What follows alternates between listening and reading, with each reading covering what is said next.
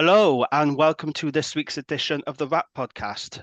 Hope you're all well. I'm Jamie, and joining me, as always, is James and Harley. Good evening, gents. How are we? Good evening. I am absolutely knackered. Yeah, I'm pretty much the same, but good evening, everyone. How are we? An excellent start to the pod, this is, isn't it? We're all knackered. Right, okay, well, let's just get into it then. Let's start with News Desk. So, oh no, drink of the week first. What are we doing? Drink of the week, of course. Drink of the week. How can I forget? Right, Harley, what have you got for drink of the week? So, carrying on my run of Padstow Brewing Company beers. So, this one is called Lobster Cake. So this is a beer gives money with every can sold. It gives money to the lobster hatchery in Padstow. It's quite nice, very nice hoppy beer. If you have a look at that, something Lee would absolutely not like the look of. No, Because that I is like the look of that, though. dense. It's yeah, lovely. So my favorite for Padstow Brewing Company for years is this one called Pocket Rocket, and it's just this unfiltered hoppy beer. This, if anything, is an improvement on that. So it's when you think it's no real wonky. Again, Padstow Brewing Company don't really do wonky bollocks. It just says money from this can goes to the lobster hatchery. It's like, oh, okay. Nice. People like Yeah, lobsters. absolutely they do. James, what's your drink of the week?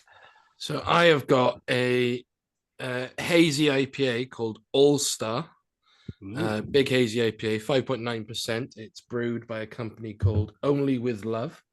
I was at a pub in the park festival thing in Reigate on the weekend, and I had a taste of this IPA, and it was bloody lovely.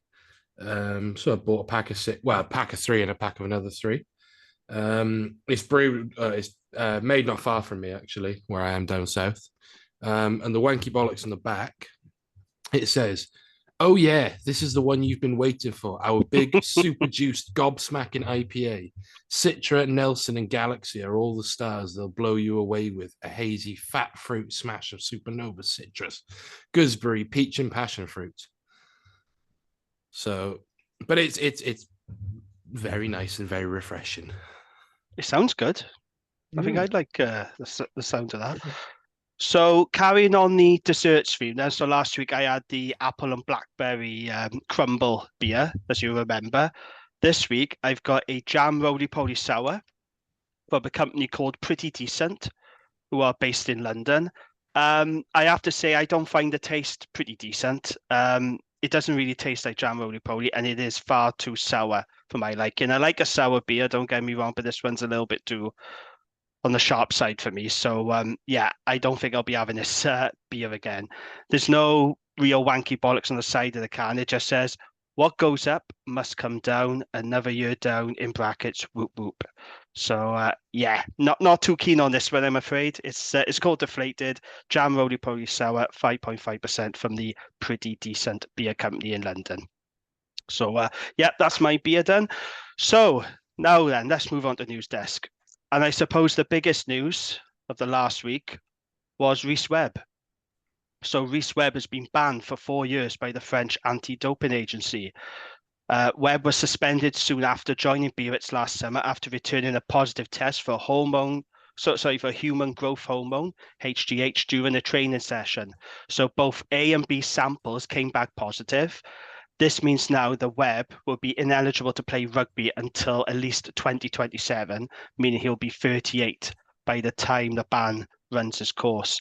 I don't really know what to say about this. I just think it's a shame, really, isn't it? You know, Rhys Webb has had a fine career, and it's a real shame and disappointment that it's ended in this manner, isn't it? What do you make of it, James? Webb being a former Osprey, what do you make of the news? All the gear, no idea. No, they so Rhys Webb has released a statement in response to this. So I think it's important that we cover both sides of the of what's happened. So if I could find his statement, I don't know, where did he release it? I didn't see a statement by him, I have to be honest. So yeah, I if you can't can see find where it is. Essentially, it said that the doping agency didn't transport his sample in a safe condition, thus compromising it and things like that. Right. But my thing is, it's not like he's taken a bit of cocaine and got caught, or he's not like the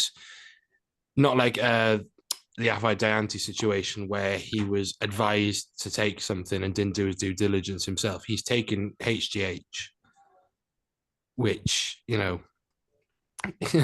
unfortunately, you're going to get caught, and he has, and they don't mess around in WADA. And you fuck around, you find out, unfortunately. And it's not just playing. He's not allowed to be involved in rugby in any sense for the next 4 years. So he can't no do coaching or anything no coaching, like that, no okay. punditry. No punditry. No punditry. He's not. Not like we were going to miss much there. I won't lie. No. But yeah, so it will very much not be. He won't be at all. So it'll be interesting to see if anything more comes out of it. We'll have to sort of keep. It's taken this long to get to where we are, so I don't. Imagine it'll be a while before we see anything else. Put it that way. Harley, any thoughts on the WRRAP news? Not really, but I think we're talking about it at the clubhouse, and I'm pretty sure basically everyone's on something or another. Like, especially if you look at like a lot of teams in like lower leagues, you always find some, and then you get some who are told, oh, we know when the testing guy's coming in, so just don't turn up to training that day. But it's a bit silly. Initially there was that one thing where the WRU was accused, and then that got buried very, very quickly. Then it was, he said, oh, it was a mistake, and then we've had basically a whole year of nothing, and then it's just all sort of come out now, which the timing seems a bit odd. I don't know if it's just because that's how long it takes for appeals processes and stuff. Honestly, I thought Reece Webb's career was over anyway, so I think that pass, was it that pass or offload or whatever it was against Saracens, that was the end of his career. Yes, steroids don't make you do that, unfortunately. No. Well, steroids do break. Have been shown to reduce mental function. But also the other thing with human growth hormone, which I think a lot of people don't get, is all it does is it makes your muscles take on water. They don't actually help strengthen up. So you look really great, but it doesn't actually increase your strength, stamina, or anything like that. It's actually a pretty shit thing. So one of my professors in my undergraduate, he was looking at the effect of human growth hormone and these sorts of things. Is he just absolutely massive, like walking around campus? Oh no, he is the exact opposite. The guy is called Glenn Sweeney. He is just an absolute most wonderful man you'll ever meet. Kerry Sweeney's he was showing pictures, and he's showing us like pictures. And the only thing human growth hormone does is it helped fish get to the size they were going to be anyway a bit faster. It doesn't actually make them any bigger. It's just like it just helps you get to your potential quicker. Interesting. Which is great for bodybuilding, but not necessarily any good. So, kids, if you are thinking of taking human growth hormone, you're wasting your time. Just go on proper roids instead if you want to be strong. Of course, us at WRRAP do not condone any use of illegal drugs. No, we do not. Thank you for that clarification. Cardiff Central, on the other hand. I just think it's a shame. I do, like Ali says, it's been a bit of a mess and a bit of a fiasco. And I've always liked Reece Webb. I think he's had a great career. It's just a shame it's ended this way. 2-time Test Lion, 199 games for Wales or something. For Wales for Ospreys, 40 caps for Wales. A fine career. Probably unlucky in 2015 to have that injury, which basically meant he didn't get a World Cup. Never played in a World Cup. He probably should have had a World Cup. He shouldn't have been last World Cup, and probably not 2019 either. But that 2015, he was far and away one of Wales' best scrum halves. Yeah, I was at that game, by the way. He was against Italy. Webb went down, Halfpenny went down. The demon. We don't discuss that game. No, it was bad. Indeed, it was. Okay, so that's the Reece Webb news. Now then, moving on to Gatland. Gatland's been barking in the media again. So Warren Gatland has now said he would love to be able to select Exeter centre Joe Hawkins, and he's now said that he's never been in favour of Welsh Rugby's cap rule. So what he actually said was, I'd love to have him involved, that's Hawkins. Despite what everyone says when it was a 60 cap rule, when it was Gatland's law, I was never in favour of it. it was something that was pushed hard by the regions in terms of having that implemented. Now it's down to 25 caps. And then he went on to say the union and the regions are finding it difficult financially, and there's only one team being punished for that rule, and that's us. This was the guy who kept saying that he wanted all his players based in Wales to have his players available for the training camps, to have his players available throughout the entire campaign. And now he's saying, no, I was never in favour of it. It was nothing to do with me. It was all the regions. And now it's penalising Wales. What do you guys make of these comments? Because I just think Gatland's trying to have his cake here and eat it. And there's a bit of a blame game going on yet again by Gatland, isn't there? Or am I reading it wrong? What do you think? I mean, I put a comment partially tongue in cheek, but I'm starting to think I believe it. So I mean, admit I didn't catch most of the game on the weekend, but of the bits I did see, it cut up to the coaching box, and Gatland looked like a man who wanted to be fired so he could take his severance pay. And I feel like a lot of the stuff he's doing now is he's just daring the WRU to sack him so he can just walk off into the sunset with a load of money and not have to worry, because he looks broken as a human. And all these comments, like, if he wanted to pick Joe Hawkins, he could have turned around and said, "I'm picking him anyway." I just went and told the PRB to make the exception. But the question is have the PRB been asked to make an exception? Supposedly they've done one for Jared Evans, even though he was never going to get picked. Let's be honest, it's Gatland. He may want to make the Cardiff Blues play like the Ospreys, but let's be fair, even he's not going to pick Jared Evans to try and make him play like Danny Edwards. No, that's right. What did you make of the comments, James? He keeps doing this thing where he keeps deflecting from the main issues, is that Wales aren't very good right now. So it's Joe Hawkins this week. After the game, it was, we're not getting the 50-50 decisions. Yep. It reminds me a lot of Steve Diamond when he was at Sale a few years ago, who just kept going, we can't compete financially, and then calling like all journalists wankers and stuff like that. Like it just detracts from the main issues at hand. And in terms of Hawkins, right?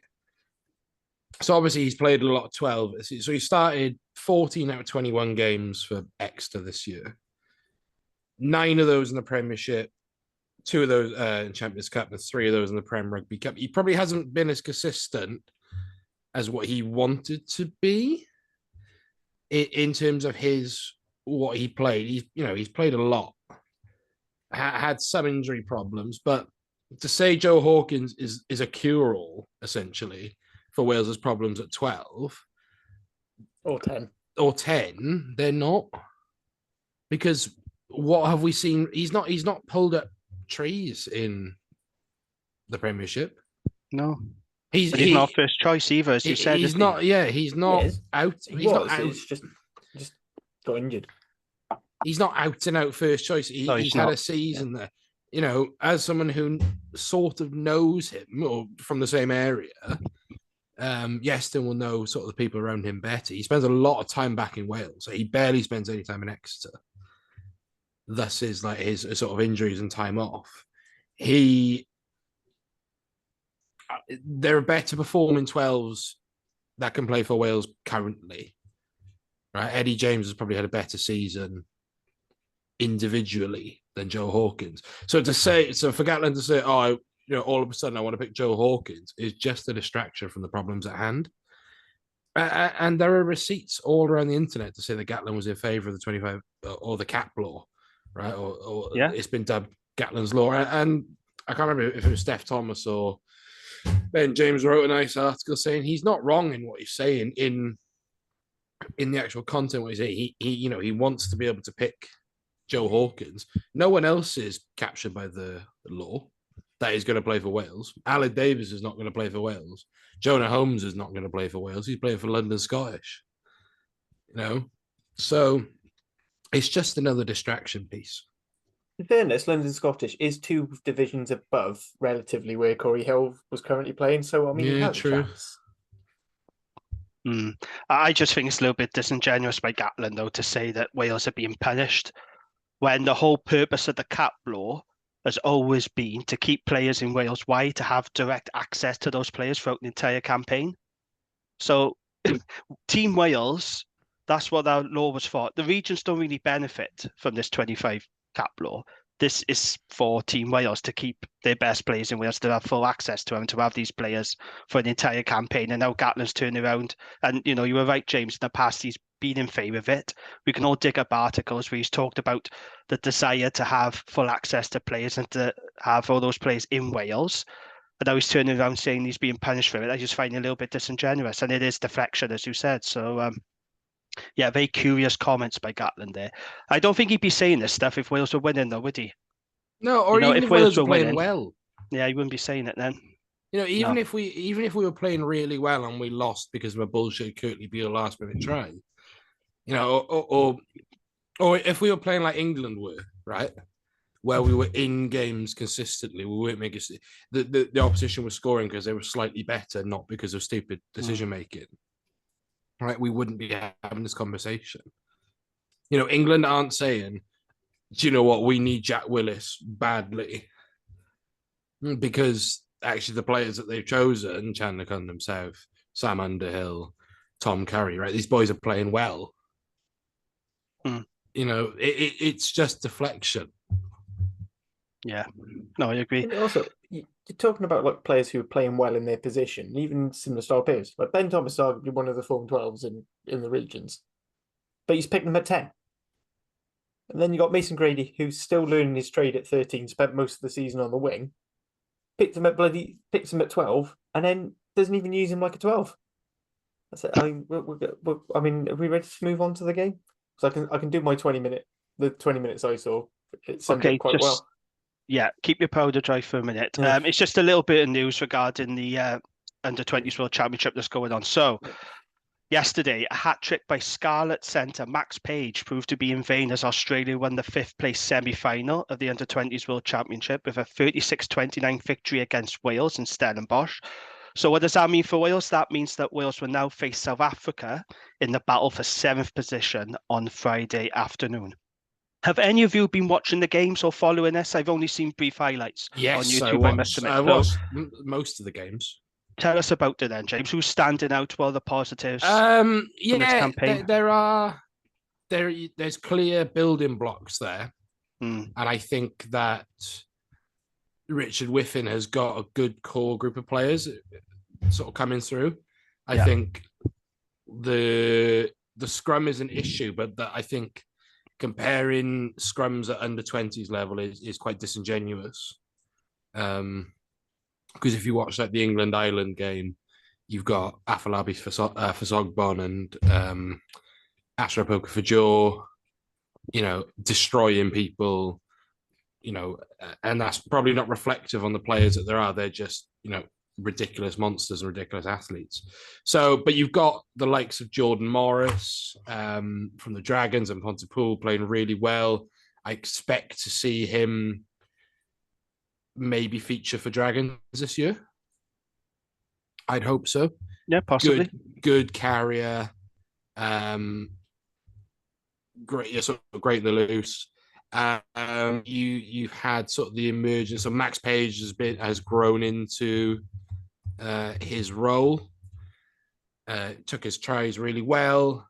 Rodri Lewis has shown up okay. We've sort of known what we've seen from him, though. Hugh Anderson with his Dragons as well. Am I right? That's right. You are, yeah.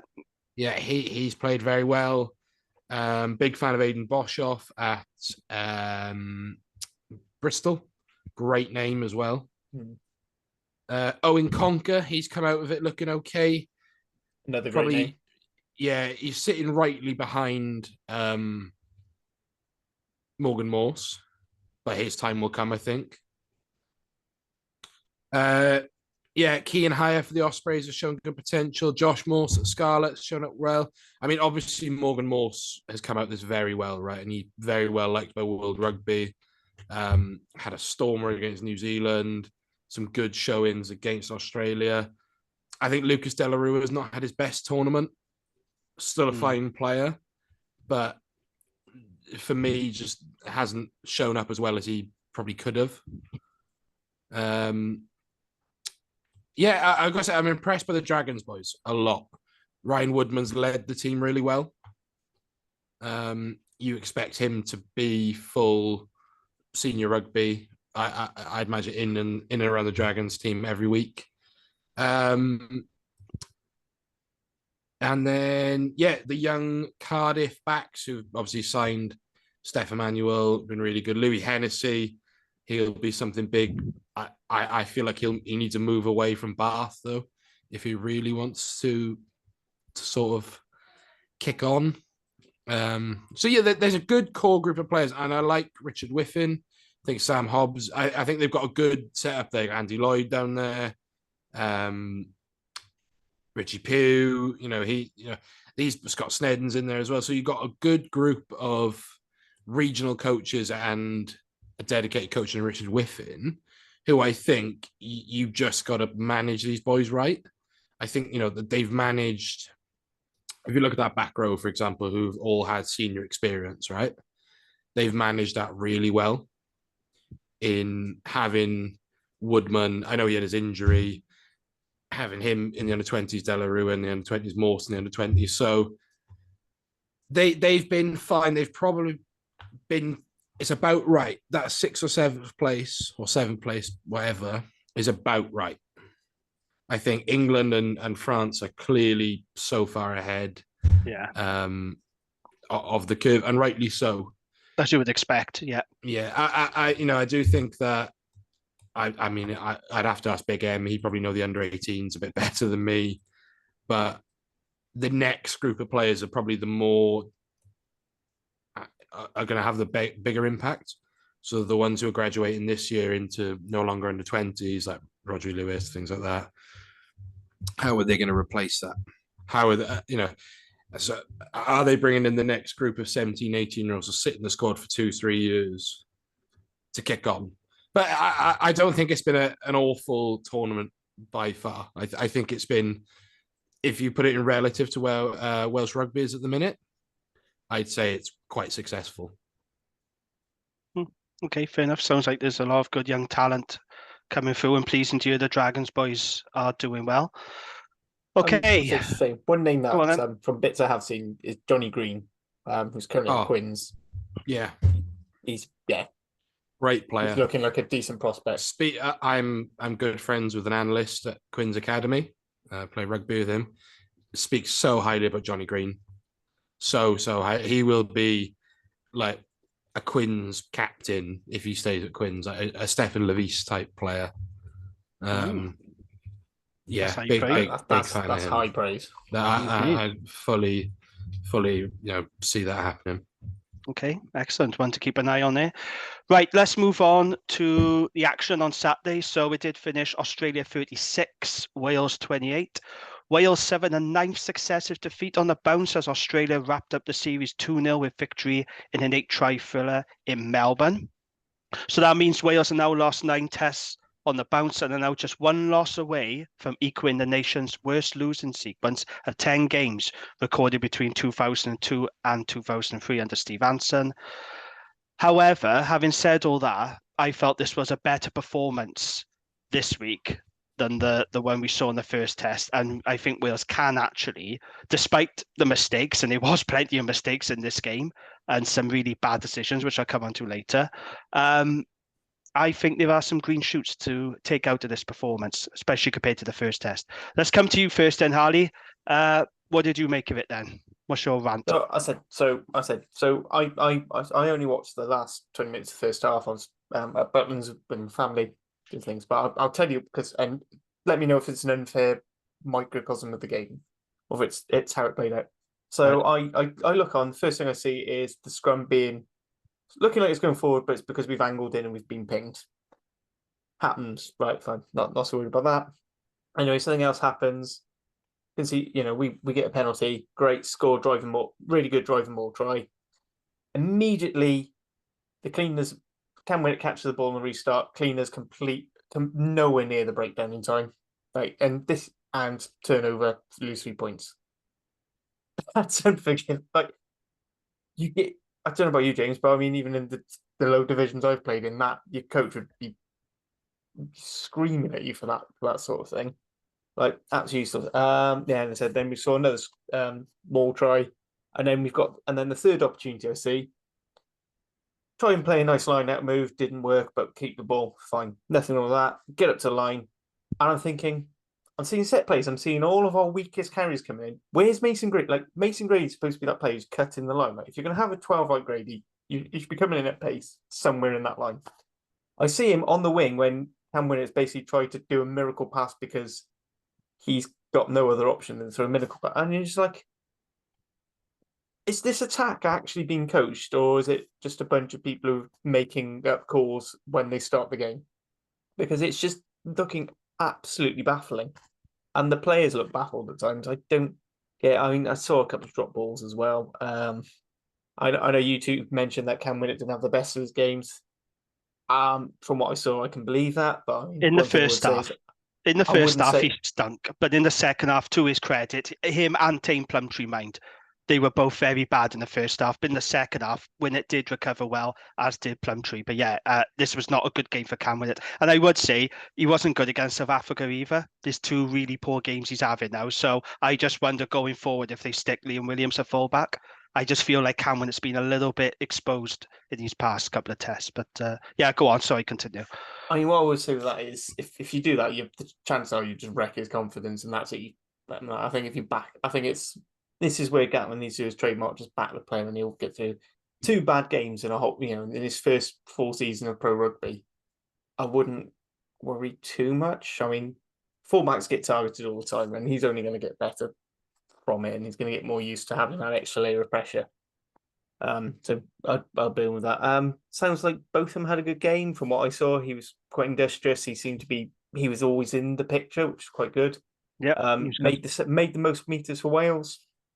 Looking at stats, which I'll be honest is kind of a depressing thing to say, considering he made 67 meters from 19 carries, which I'm guessing Joe Schmidt, much like with Razzie, I'm guessing they went for the more, and from what kicks I did see, they were going for a more shorter competitive kicking strategy, which probably explains why Winnett hasn't been making that many kicks. Whereas from what I saw of the previous game, they were kicking a lot longer.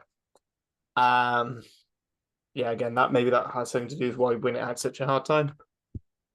Yeah, but I said, it just seems to be the same thing over and over again. You said you thought it was better, but for me, it was a lot of mistakes, really soft penalties, just the attack, the basics of securing the ball just seemed everyone was like a few seconds off. And I think, we're talking off air saying how we're worried about the game coming up this week. Yeah, we were. You are right. We were saying there were mistakes. The attack still isn't really clicking. Having said all that, though, for all the faults in Wales's game, I still felt this was a better performance than the first test, and I do actually think you can take some positives from it, especially individual performances. James, what did you make of the second test?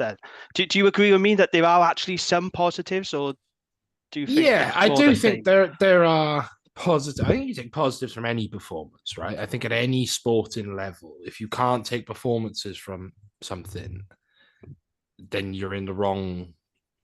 You're in the wrong thing, because you can't having a consistent glass half empty, woe is me mindset isn't contributing to an environment that wants to win. So there are, take from the pack, Chris Chinza is definitely a lock. He's done well, isn't he? Yeah, he's been. I think these 2 tests have been his best for Wales. At lock, though. Not lock, in the back row. Yeah. But I've always said lock. I'd like to point out, I've always said as more of a high work rate player, not a destructive carrier, when you're all shouting at me during the previous tournaments and things. I think we can safely say Dewi Lake is captain going forward and first choice hooker. Absolutely. Easy. Jack Morgan's great. David Jenkins, I'm sure, will be a fantastic player, but I think from a leadership point of view, just so much better, with Dewi Lake on the pitch. I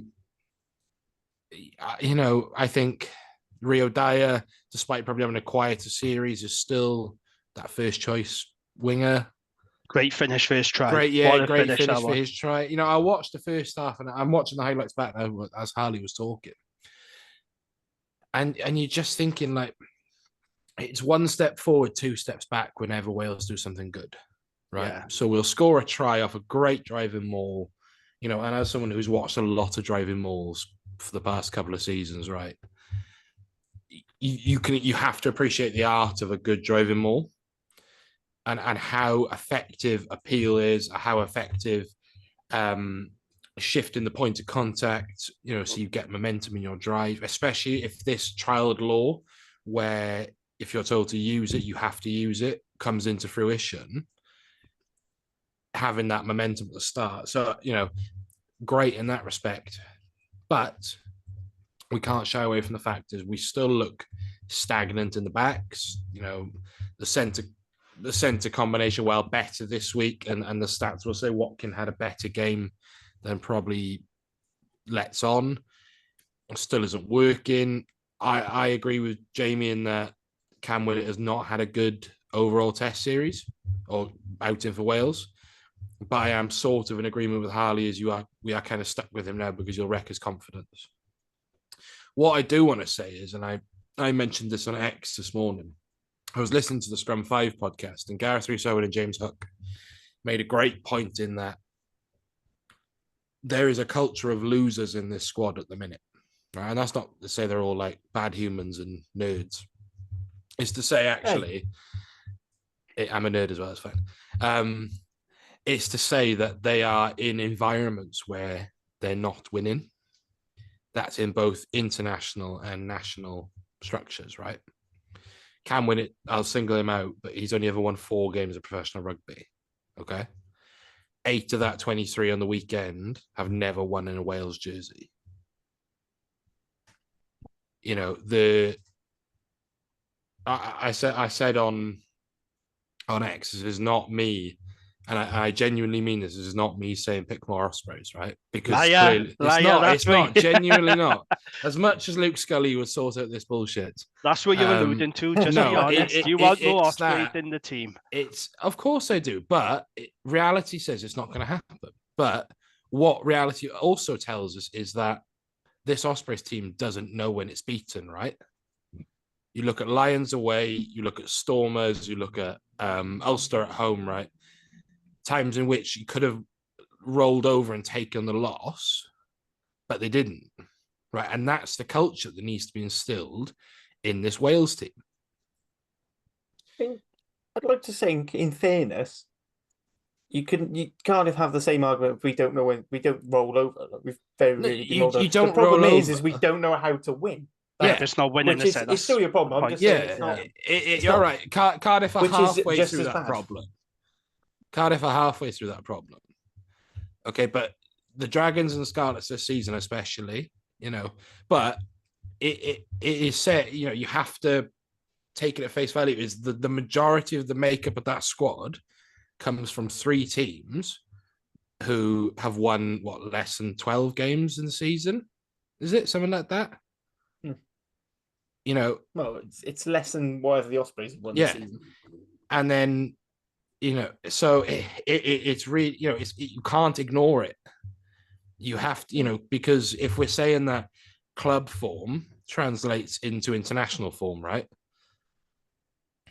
You have to take the mindset and the culture you bring as well.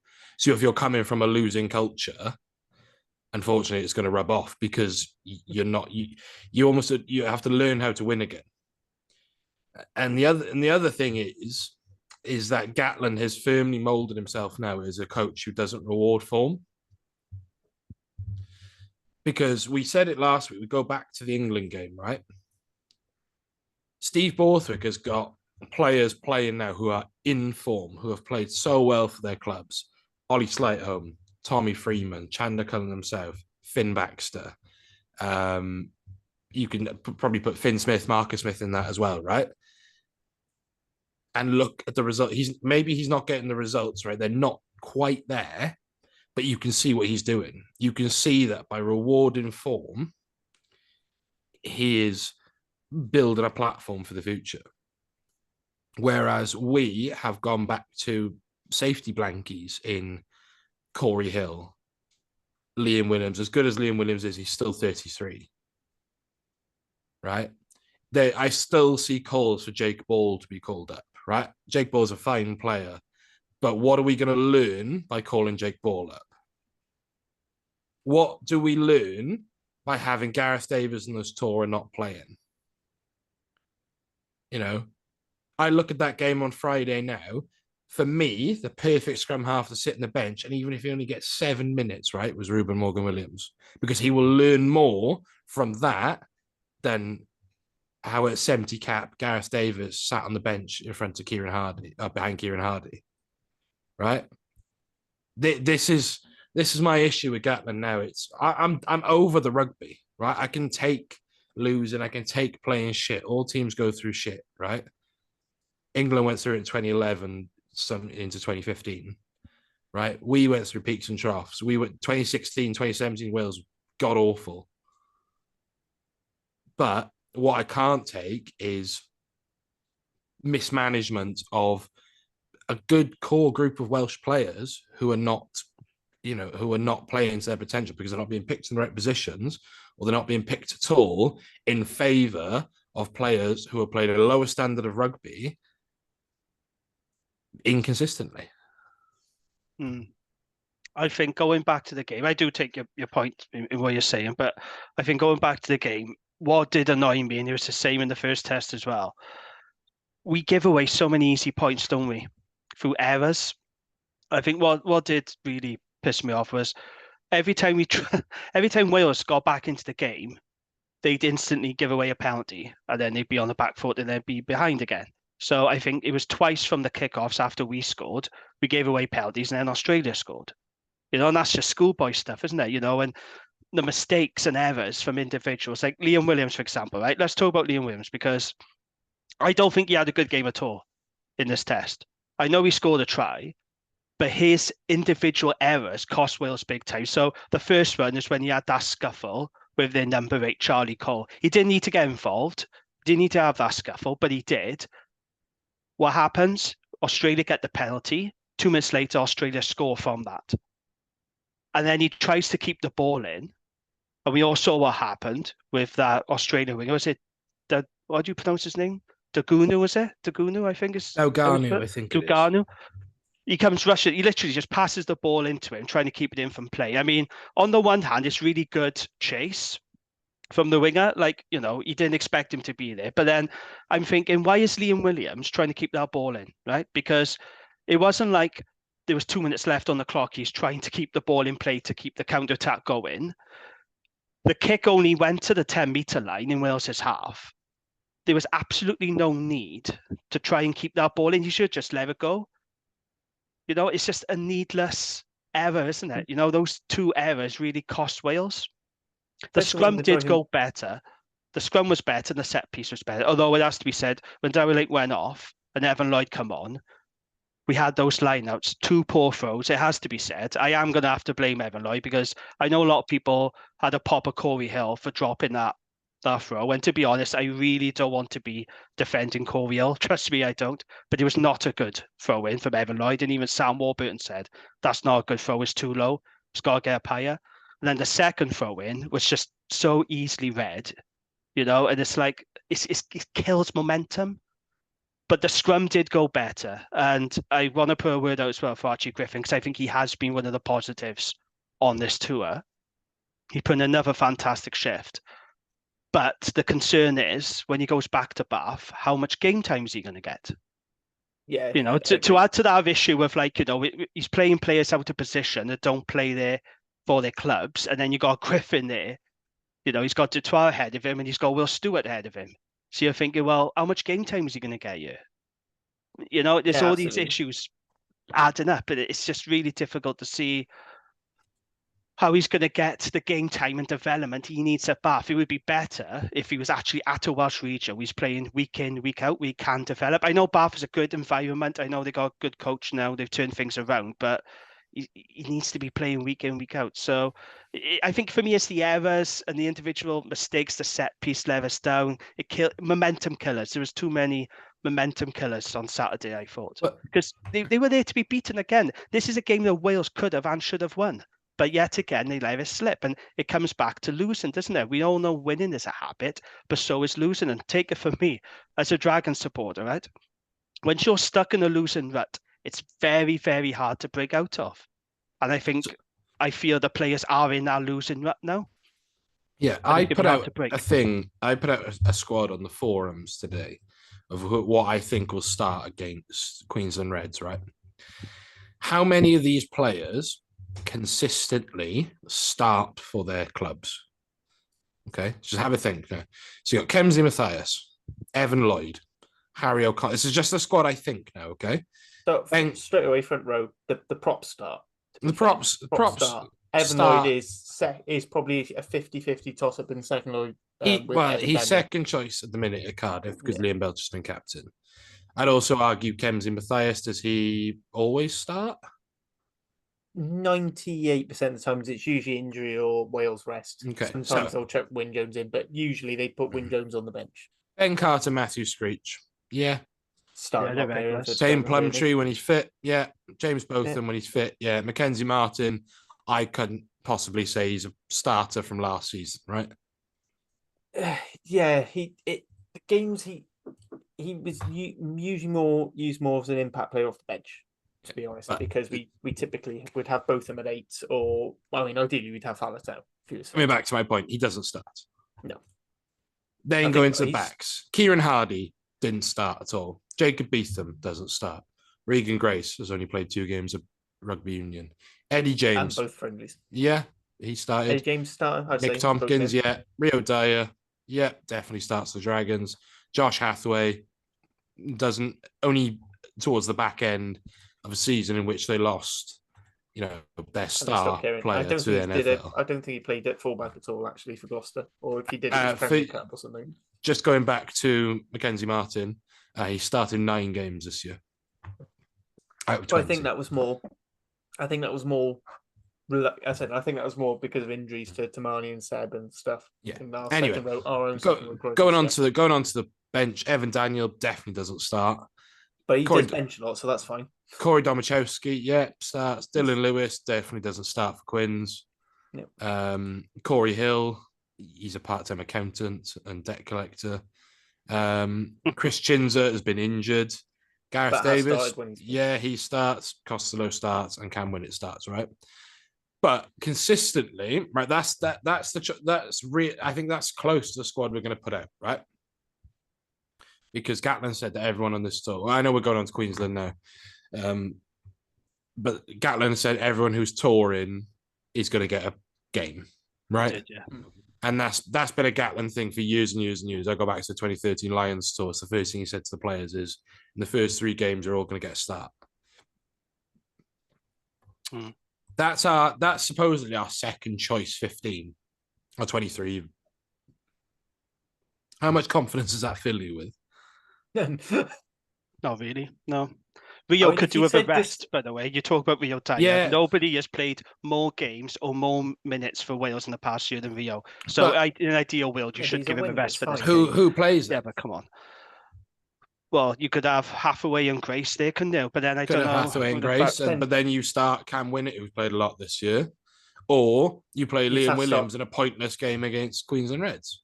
Or you'd have to start Beetham at 15 and start Costello, and you'd move Beetham in at 10. But then that ruins the point of him wanting That contradicts minutes, all of Beetham Gatlin's at 10. points. Yeah, So but also, I thought Hathaway had a hand injury. Is it not that bad? he said he knocked. It was an elbow knock.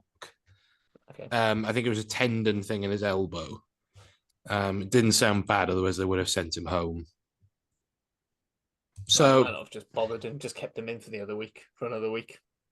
for me, it just doesn't fill me with confidence. And that's a team containing half an Osprey. All right. And that's not me being biased because Kieran Hardy just hasn't put on a jersey yet. But that team screams 40 points to 7 against the Chiefs, which Jamie has alluded to on Twitter. On And X, also- sorry. and I'm off getting air. Chiefs vibes. I am getting Chiefs vibes. Yeah. I hope I'm wrong, but I'm getting serious Chiefs vibes about this game. The mass changes, the losing streak. This was all happening when Gatland toured New Zealand with Wales. I've got a really bad feeling about this. I My will not only be hope surprised at all. is all those great Reds players who were playing for Australia are being kept in the Australia camp, ready for the Rugby Championship. They're going to be chopping at the bit, they're the Reds, though, they're aren't they? down to a second, yeah. They're going to be chopping at the bit because it's not often they get to play an international side, isn't it? So this is a big moment for them. This is a really big occasion for the players, and for the club and everyone involved. They're going to be chopping at the bit to take on a Wales team that desperately lacking in confidence. It's and trying to break a hilarious losing streak. that. Do you remember when Wales lost to Japan in 2013? Yes. So this is obviously during a Lions year, and I'm going to do a mini good player very quickly because this was considered a scratch team, right? So 2030, you got to put into context of 2013 now. So Liam Williams at the Scarlets was good, up and coming. Yeah, Harry Robinson at Blues was a player. Owen Williams at the Blues. Jonathan Spratt. Jonathan Spratt, good God, that's a blast from the past. 6 out of 10 every week. Tom Pridey. Biggest Wales player ever. Yeah, Tom Pridey. Dan Bigger. So obviously was a great player. Was obviously The not only one not to go. not considered for the Lions tour that year. Lloyd Williams at the Blues. Fine. Good player. Reece Gill was a player. Club legend. Emir Phillips, now at Scarlets. Scott Andrews, right? Bradley Davis, who was captain. Good player. The creeping spectre of Lou Reed. James King, Andreas Pretorius. Oh gosh, remember him? Yeah, and Josh Navidi. So great player. Yeah, was he at the time though? Yeah. He was dropped though, wasn't he? He didn't play for Wales for a long time after that. You just didn't see his potential. Then you got Scott Baldwin, Rodri Jones, Craig Mitchell, who was at Exeter at this point, Andrew Coombs, Dan Baker, now playing for Pontardawe RFC, Tavis Noyle, Reece Patchell, and Daviv Howells. That was a scratch team, right? And if you look at the players who are in there now, or if you look at the players who we know went on to have great careers in a Wales jersey, yeah? So Liam Williams, obviously, Test Lion. Dan Bigger, A Lion, not Test Lion, sorry. Bradley Davis went to have a great Wales career. Josh Navidi, Scott Baldwin, right? Patchell. You can see in these scratch squads sometimes the players who are going to go make it big. If I go back to that squad I read out, how many of them young players are going to go on and have amazing Wales careers? Who there? Yeah, Costello. Yeah, probably will have a long career in a Wales jersey. Not as a 10, but I could see Beetham. But your contradiction what Gatland said. Matthew Screech is 31. He's not going to go have a long career in a Wales jersey. Nope. Ben Carter might, but there's so much second row talent coming through. Yeah. Is Harry O'Connor, Evan Lloyd, Kemsey Mathias going to have a long Wales career?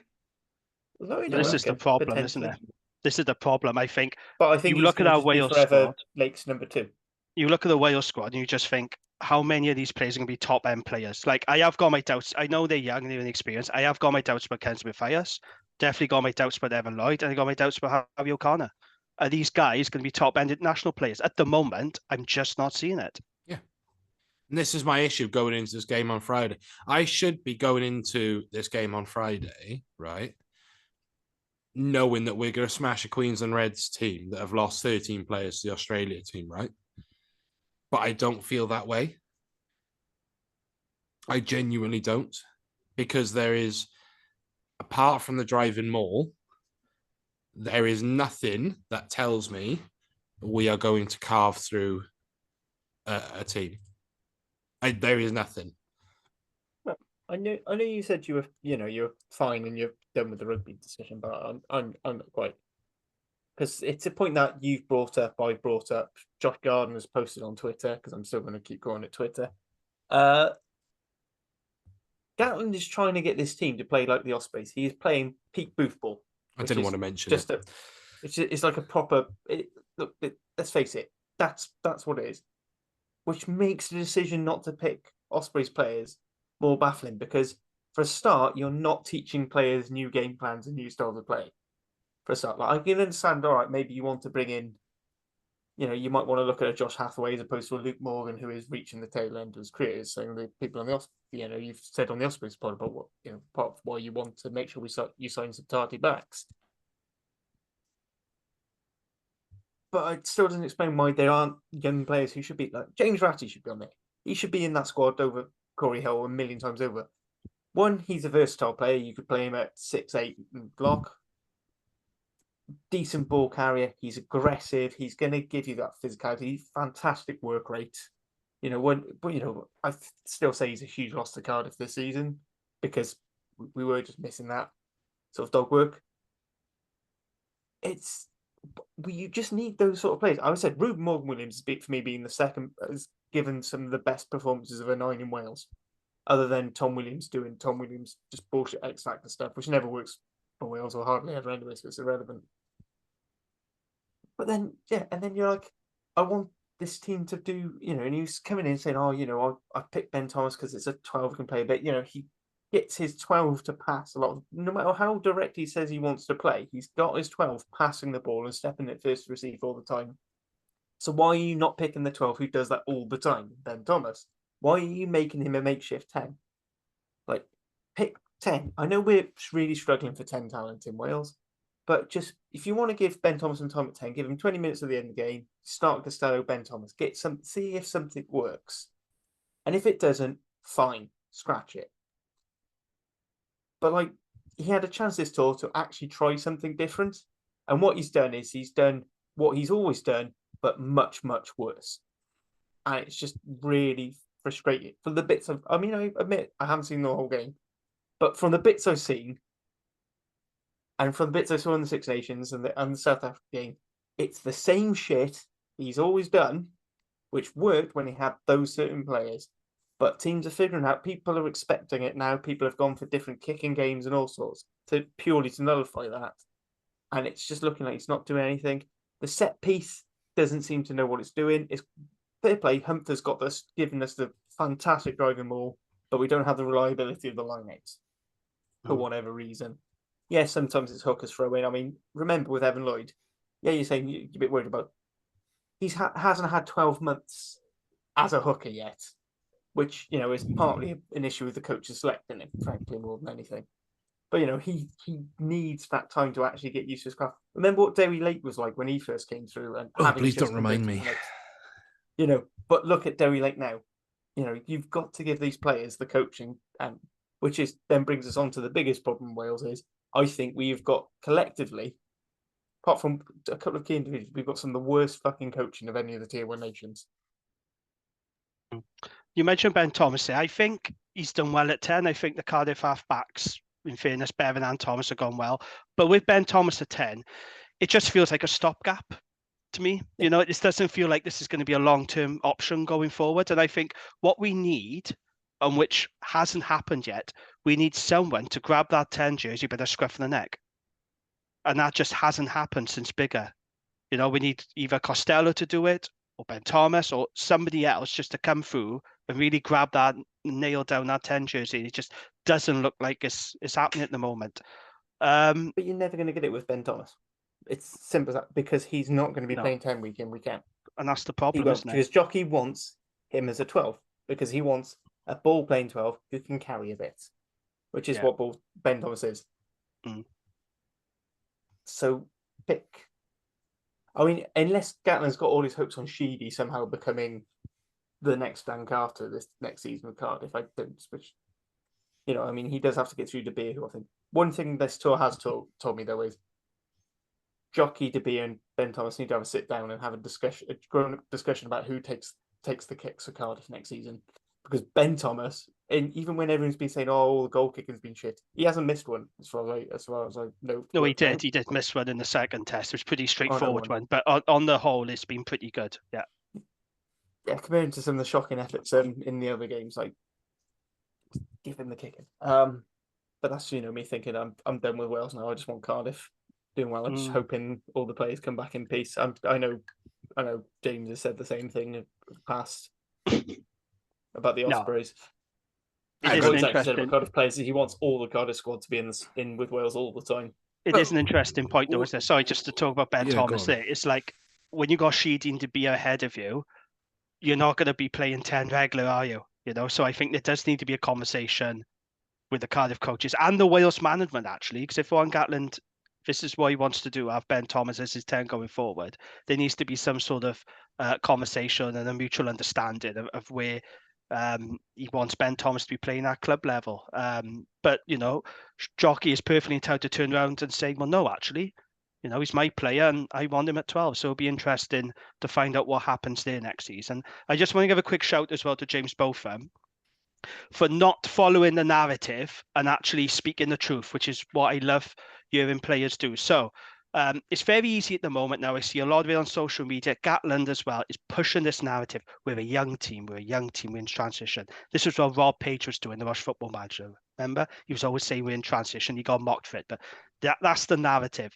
Welsh Rugby Facebook now is full of comments. You look at the comment section on Wales Online or any of it. I try not to look, but sometimes I do dip my toe in, mainly for a laugh. But you look at the comment section and it's all, we're a young team, give him time. Gatland knows what he's doing. Constantly pushing this narrative like a politician, pushing a message. I love what James Botham said on the weekend. He said, everyone talks about us being a young team. That's not an excuse now. This isn't national rugby.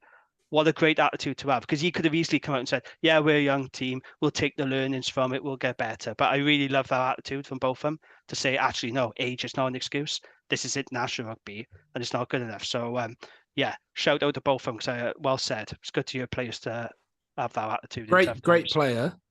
Really like him as a player. Had a really good game. Feels, unfortunately for both of them, it like Ben Thomas is a stopgap in that jersey, unfortunately.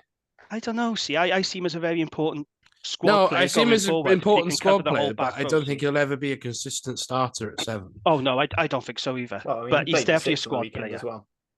But I think that's going to be the problem, is he's going to be that Josh Navidi. He's a bit too versatile and won't necessarily nail down one jersey or another. I think he's not an out-and-out jackal threat enough. He's a fantastic workhorse. He make that Josh Navidi style 6 or 8, depending on where you pack him down in the scrum. I said when the team came out, I quite like both of them at 6. To bring my last point, once again, I think I've been proven right in this tour, is Tommy Raffel has been unbelievably quiet. Very quiet tour. He didn't. I don't think he made it. Did he make a turnover in this game? No. Might have been one, or he didn't, did he? One, no. maybe. One, yeah. I've said this consistently. As fine a player as Tommy Raffel is, he's got the Premiership tax on him, right? In that, because he plays in the Premiership, a league with a high rate of turnover, he gets lauded with, damned with fate praise, essentially. But he's a good player. He's a great player. But what is he? As I've said on multiple, what is he offering other than that jackal threat? And when that jackal threat is nullified, what does he offer? That's where Jim Botham is better for me. And we keep having this conversation. You've got to look at who he's in a pack with in Leicester. Yeah. He's in a pack with lots of big ball carriers. He's in with lots of very heavy duty tacklers who can get players down. So he's got the opportunity to get over the ball. Whereas, like when you look at a lot of the James Botham turnovers, because Cardiff don't actually make that many dominant shots, Cardiff's turnovers tend to be very quick. It's usually from when wingers made the break, you take them down and you get over very quickly. I'll be honest, a lot of them are very 50-50. Like, you can easily ping down the defending side there for a lot of them, but we're getting away with it and enjoying it. I mean, look at the stats. So just compared to, so both 6-7 meters with 19 carries. Tommy Raffel made 12 meters with 7. I mean, that could just be where their positions are on the field. But fair enough. James Botham 12 tackles, 1 miss, but he also made an offload. He also made an offload contribution. Tommy Raffel 17 for 2. So a couple more tackles. So maybe that's part of the issue as well, as they know Tommy Raffel is our only turnover carrier, so they kept me straight into him. You saw New Zealand doing similar things, and they would target Itoje to stop him disrupting. I just don't see what he's bringing on this tour. I agree. I think he's potentially a luxury we can't afford. Whereas like Jack Morgan may not be as good over the ball. He's still very good over the ball, but he's not as good as Tommy Raffel. but he's a much more destructive tackler. His tackle selection is just always fantastic, and he gives you the carrying as well. Yeah, I'd rather that lose. Gives you more. I'd rather lose that breakdown nous, that proper breakdown nous, because it doesn't really need to exist in this modern game. We're not in a Sam Warburton world now, or we're not in a McCall world where we need an out-and-out jackler. Unless that's what you thrive off as a team and that's your identity, is you need an out-and-out jackler. I think that having someone like Jack Morgan, where, all right, he's still an effective breakdown threat, maybe not as much as Rafael, but he offers more in the carry, he offers more in the tackle. Same with Jim Botham, maybe not to the the higher standard of Jack Morgan. But that's where we are. Jamie's favourite phrase, that's where we are. We are where we are, and we have badly missed Jack Morgan on this tour. I think that's one of the learnings I've taken away from it. Agree. Yeah, disappointed with Rafael. I think he's a fantastic player, but this has not been a particularly good tour for him. Okay, so moving on then. A question for you two. What are the learnings from this tour? What have we learned about Wales on this tour so far? So I'll kickstart just a couple. Wales' driving lineout is a very effective weapon. That's one thing we found out. Well, I'd say we already knew that.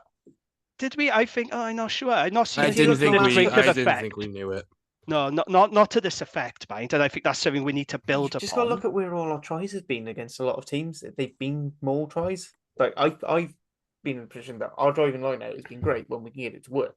The issue's been our lineout, which is still an issue.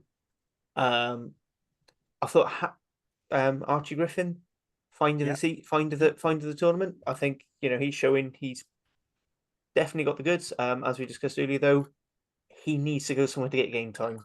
And I'll be honest, I think the last place he needs to go is a Welsh region, other than maybe the Ospreys. If he went to the Ospreys, he needs to go somewhere for week in, week out. I think if he went to someone like for the Ospreys, say say Tom Beaufort's decided he's going on. I think Ospreys could do worse than get Archie Griffin in. Well, they got the best pack, so we'd have to go there with you. It'd be no good him going to the Dragons. It's not even that he's got the best pack. I think they've got the best scrum coach. They've got the person who's going to make him the best he can possibly be. But they have got the best pack as well. They have got the strongest pack. It comes hand in hand. Having one of the best forward coaches and a head coach who is very good on forward play. Stop! Honestly, making me blush. James, what have we learned about Wales? Do you think on this tournament? I think we've learnt that Dewi Lake is our overall captain going forward. Yeah, I think we've learnt that there will be. I think we're a lot more stocks at lock now with Chinza, Beard, Jenkins, Rowlands. That core four. Yeah. And Carter, I'd say, is maybe Carter, but he hasn't played enough for me to say he's a core five. If he'd have played one of the tests, I would have said yes. That's a fair point. Because he hasn't. I can't say he has. I think then we've also we've learned that Ben Thomas can play 10, not whether he should.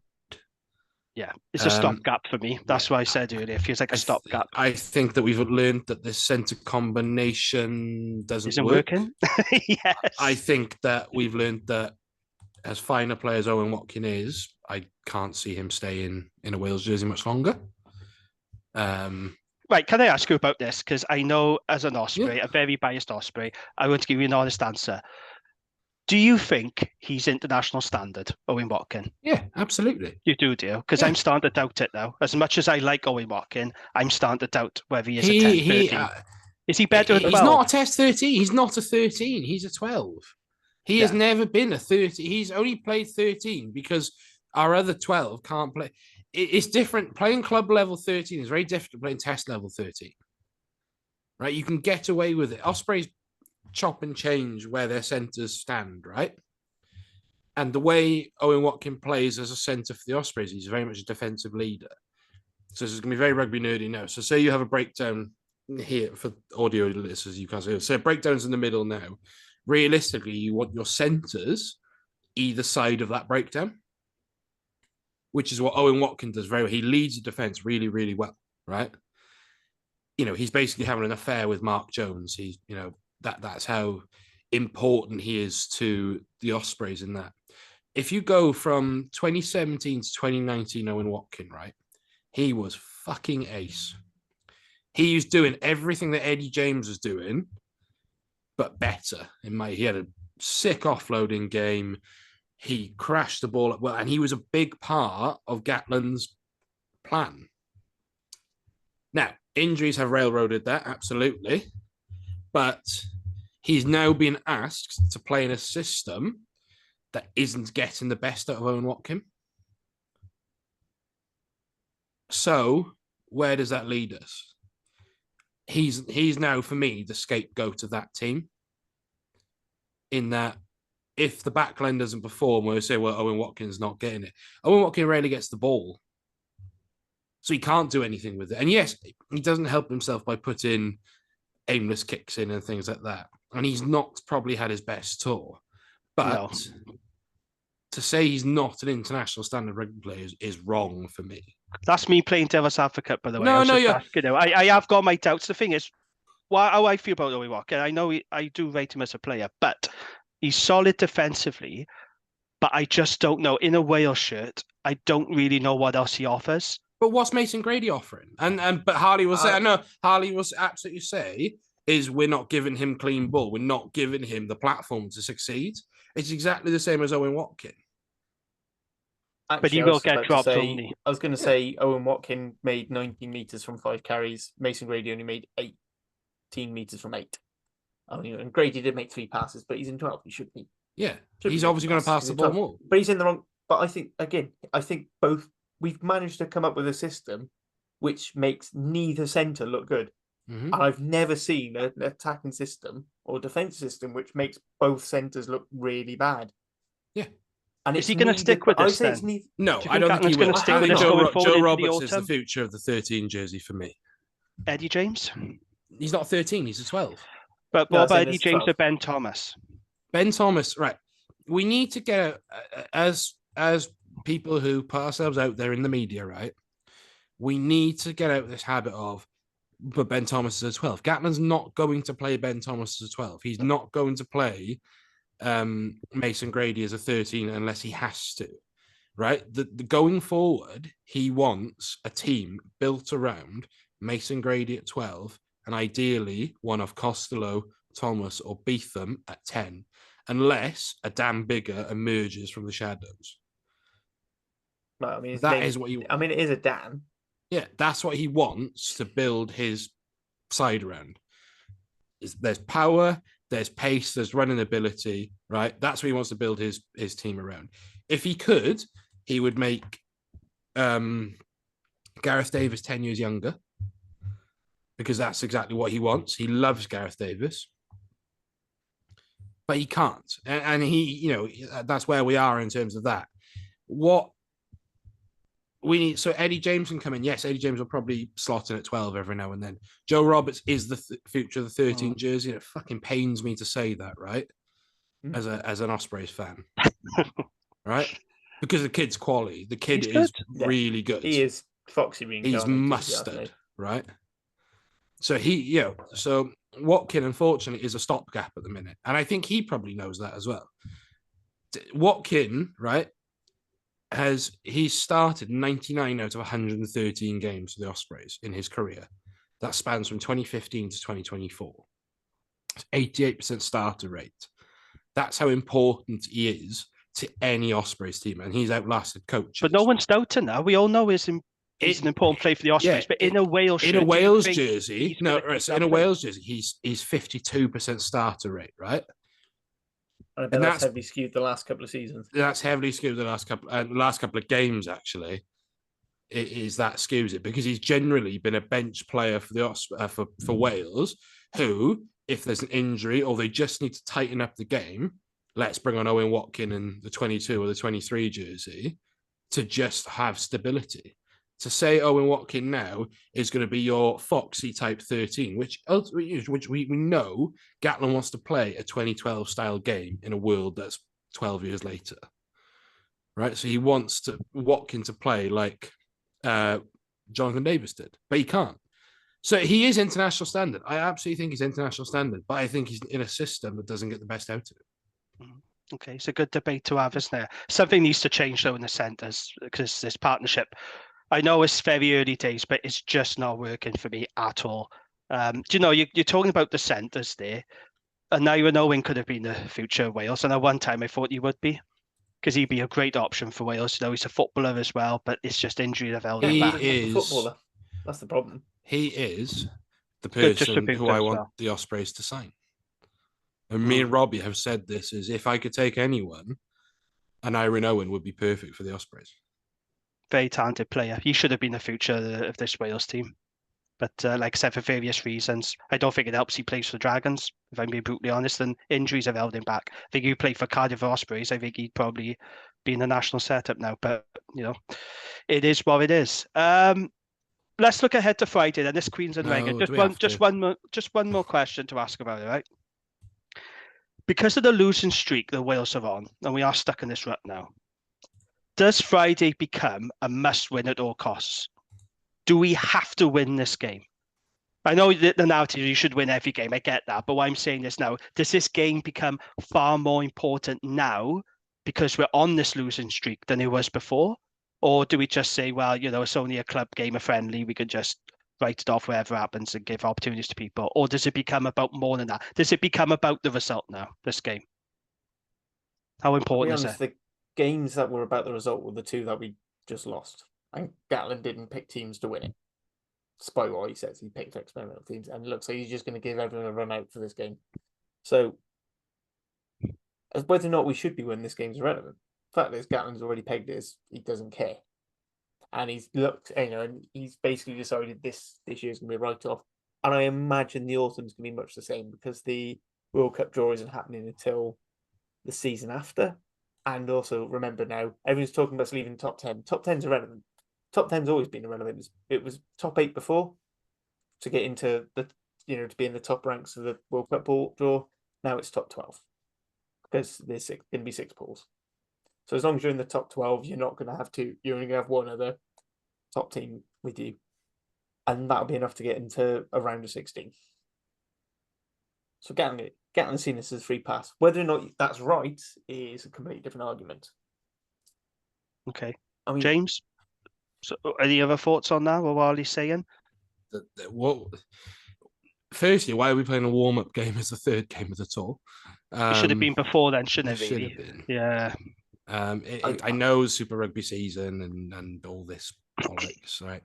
But the fact of the matter is, we shouldn't be playing it. Really, at the end of one of the longest seasons known to man, you're asking your players to go through a lot more in a nothing game against 12 people in Queensland. You know, what we're going to see in an uncapped game. I'm just struggling to see value in the game. The losing streak is what it is. I will say you can't count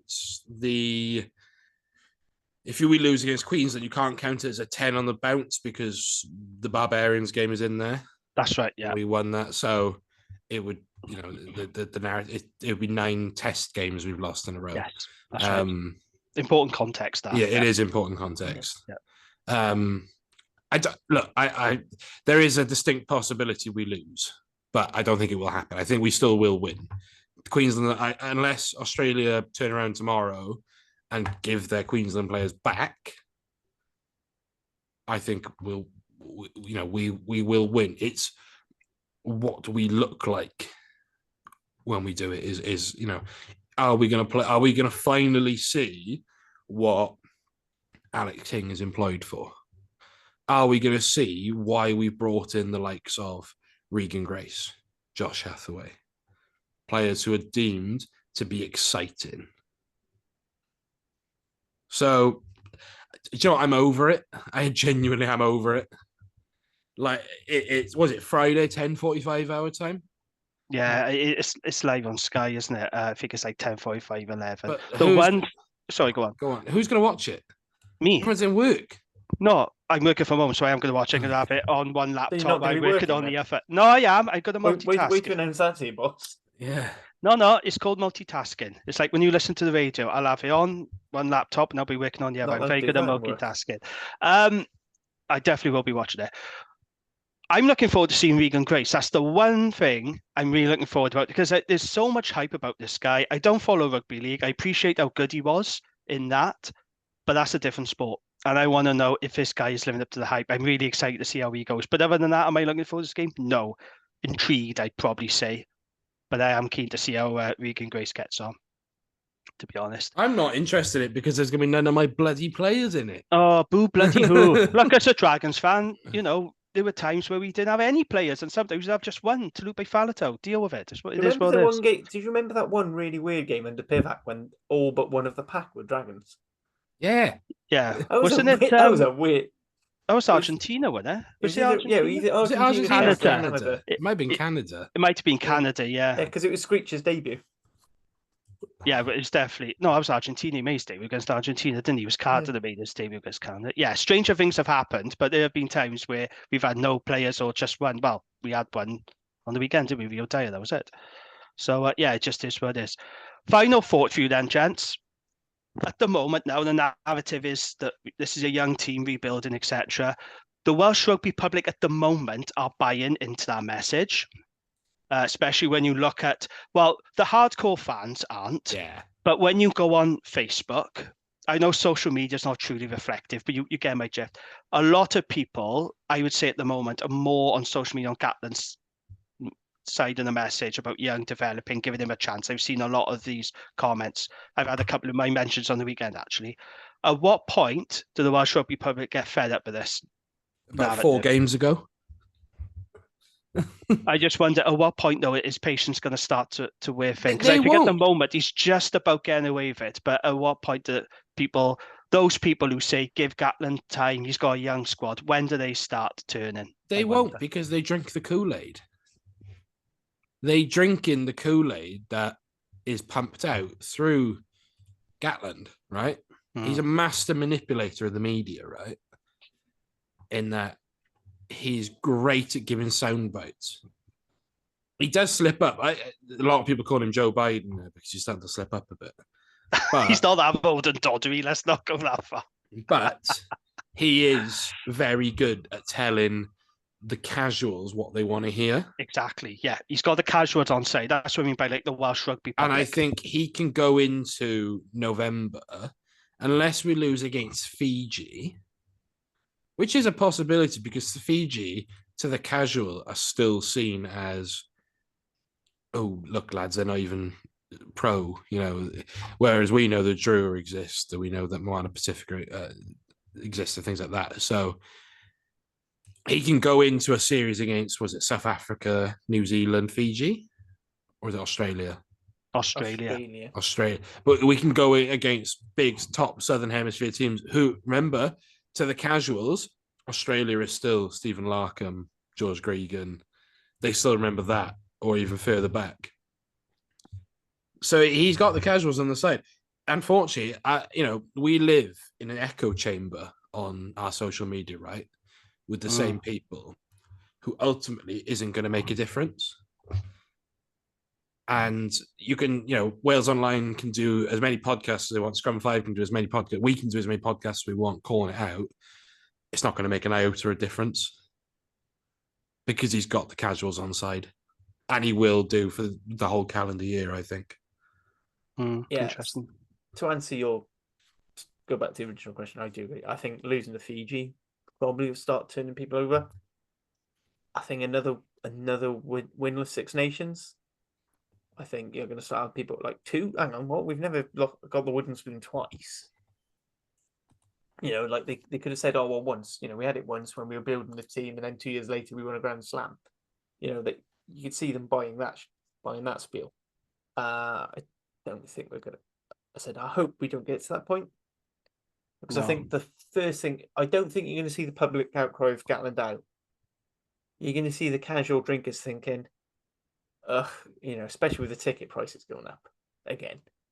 I think they're going to go, do you know what? Maybe I'll just go straight to the nightclub or just spend the whole day in the pub. Why go in there? Why am I paying £8 a pint? Yeah, that's what I heard at WRU, isn't it? When the casuals and the event goers stay away, where they watch it at home or in the pubs and clubs. I think that's what's really gonna push the message through. That's a very important point. We talk about the casual fans and stuff, but the truth of the matter is, they're paying the game until season ticket holders at the regions are happy to pay £1,000 a ticket, and probably even more than that to get to a point where the regions could fund themselves, and then the WRU would have to beg us to release players and pay and make it be more of an equal partnership, and we're not and the game's not solely relying on the international money. We are at the beck and call of the jeans, the chinos, and brown shoe, because they're the ones who are pumping in a shit ton of money and don't give a shit. So that's almost a reliable income. And the pink sparkly cowboy hats as well. Don't forget, and the daft hats. Don't diss the pink scout. Don't diss the pink cowboy hats. I like a pink cowboy hat. Okay, thank you for that. Okay, I think we'll leave it there for this week, gents. Now, do any of you have any podcasts you want to promote coming up? Harley, do you do a Cardiff Central one this week? Potentially, it's dependent on a guest, so we'll put it out through the medias. What obscure Cardiff player is it this week? I don't. It's not a player, actually. Oh, okay. You're interviewing the tea lady that never existed in your stand because they didn't do tea. They do now. So screw you. Only because you whinged.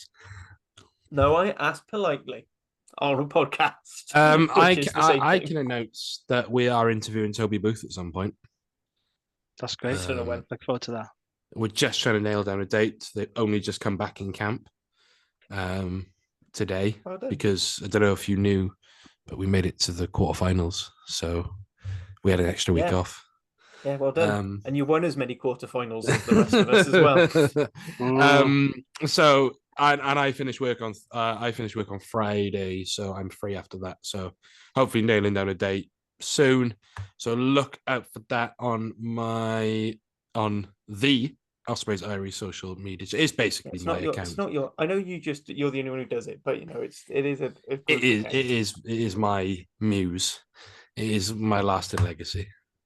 Good stuff. No Dragon Slayer podcast until August. I have been busy recruiting some guests. I got Nathan Brew coming on soon, which I'm looking forward to. Once saw Nathan Brew in a garden centre restaurant where he put an obscene amount of ketchup on his breakfast. Save it for Blood and Mud, mate. Save it for Blood. I was going to say that's a player spot for the Blood and Mud podcast. That was sent in years ago.